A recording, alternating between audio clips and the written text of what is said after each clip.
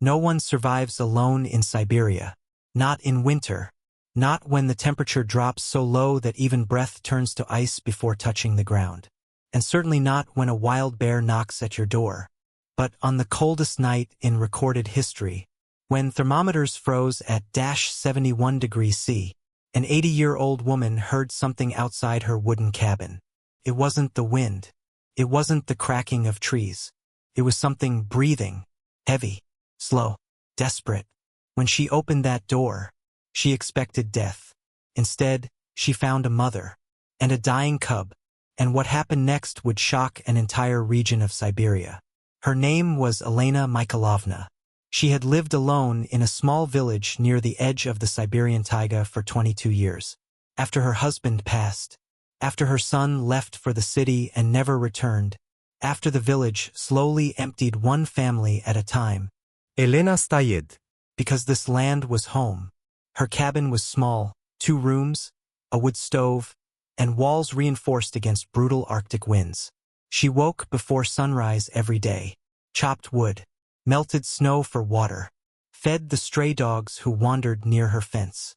The villagers used to say she had a strange gift. Animals trusted her. Foxes never ran when she approached. Birds perched on her window. Even wolves had once circled her cabin but never attacked. Still, nothing prepares you for a bear. That winter was unlike any other. Temperatures plunged to -71 degrees Celsius. Metal cracked. Engines froze solid. Even seasoned hunters refused to leave their homes. Elena had sealed her windows with cloth and resin. Her stove burned constantly. But that night something felt wrong. The dogs outside were silent. The forest was silent. Too silent. Then came the sound. A deep, low rumble. Not aggressive. Not threatening. Just pain. Elena froze. She knew that sound. Bear. And not far. Came again. Closer. Right outside her door. Most people would have hidden. But Elena did something unexpected. She grabbed her lantern and opened the door. The wind almost knocked her down. Snow cut across her face like glass. And there, standing just 10 feet away, was a massive brown bear, ice-crusted along its fur, breath steaming in violent bursts. Its eyes locked onto hers. But it didn't charge. It didn't roar. Instead, it stepped aside. And behind it lay a small cub, barely moving, covered in frost. His tiny body shaking uncontrollably. The mother bear looked back at Elena, then at the cub, then back at Elena again. It wasn't aggression. It was a plea. And in that moment, the 80-year-old woman understood. Helping meant death.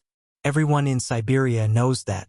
You don't interfere with a bear, especially a mother bear. But Elena also knew something else. A mother only approaches a human when she has no other choice. Slowly, without breaking eye contact, Elena stepped forward. The bear tensed. The wind screamed between them. Elena knelt near the cub. His breathing was shallow. Its paw was badly injured, torn and infected. It wouldn't survive the night. Elena looked up at the bear and softly said, "I will help." The bear did not move. Not when Elena lifted the cub. Not when she carried it toward her cabin. It simply followed. Elena placed the cub near the stove. The heat slowly began to thaw the frost from its fur. The mother bear stood in the doorway, half inside, half outside, watching, guarding. Elena cleaned the wound with boiled water. The cub cried weakly. The bear growled low and warning. But it did not attack. Trusted her. Hours passed. Elena wrapped the cub's paw in cloth torn from her own blanket. She fed it warm goat milk through a spoon. The mother bear never blinked. Near dawn, the cub finally slept. And something extraordinary happened. The mother bear lowered her head and rested it gently on the cabin floor, as if thanking her. The bear did not leave. For 3 days, she remained near the cabin, sometimes circling, sometimes sitting silently in the snow. Elena continued treating the cub. She sang old Russian lullabies while feeding it. She whispered stories about her late son. She told the cub it was strong. On the 4th day, the cub stood, weak, but standing, The mother bear approached. Elena carried the cub outside. The bear sniffed it, then looked at Elena one last time. No roar. No threat, just a long, unbroken stare.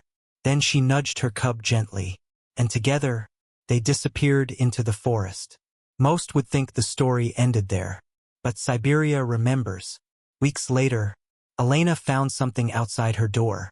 Fresh fish, laid carefully on the snow. The next day, berries.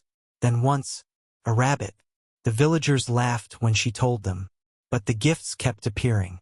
Every few days, always near dawn, always fresh. The bear had not forgotten. When spring finally came, hunters reported something strange. A mother bear and her cub were spotted near the village. But they never attacked livestock, never approached aggressively. And once, the cub was seen standing near Elena's fence, not crossing it, just watching, as if remembering. In the harshest place on earth, where survival is everything, compassion still lives. An 80-year-old woman chose kindness over fear. A wild mother chose trust over instinct. And because of that, 2 lives were saved. Some say animals don't feel gratitude. But if you ask the people of that Siberian village, they'll tell you differently. Because sometimes, even a wild bear knows exactly where to knock. If the story moved you, like the video, subscribe for more real stories of courage and compassion. And tell us in the comments, would you have opened that door?